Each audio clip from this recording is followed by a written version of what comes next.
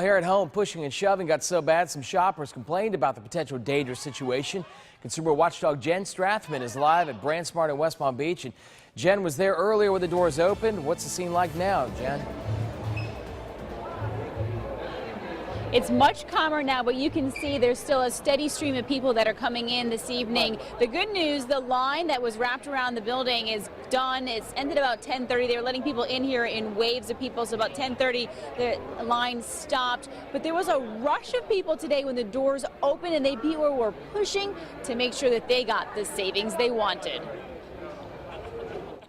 Millie Munez arrived at BrandSmart at 8 a.m., anxiously waiting for her deal. This is the first time I ever do this, but it hasn't been bad. She had a good experience celebrating the deal she gobbled up. I got a 50 and a 32.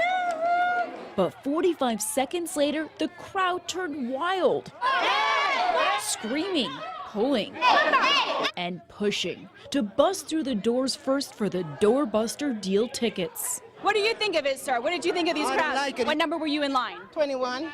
Did you get what you wanted? No. What happened? Because, as soon as they opened the line, everybody just rushed in. This shopper left empty-handed and full of frustration. Everybody started pushing. It's like a stampede coming, so you didn't get what you want. A store manager saw her sharing her story with the consumer watchdog and took action. We recognized the situation and we made it good. We got her whatever she wanted. Sometimes it just gets a little crazy, and it's just part of the season, part of the holiday season. Once the cars were stuffed with holiday deals, shoppers headed home to stuff their bellies with Thanksgiving turkey. I haven't missed it. It's on hold until I get home. Stores hand out the golden tickets for the big deals before they open their doors, but BrandSmart said they're not sure that would have made a difference. They just expect chaos at the beginning of every holiday shopping season.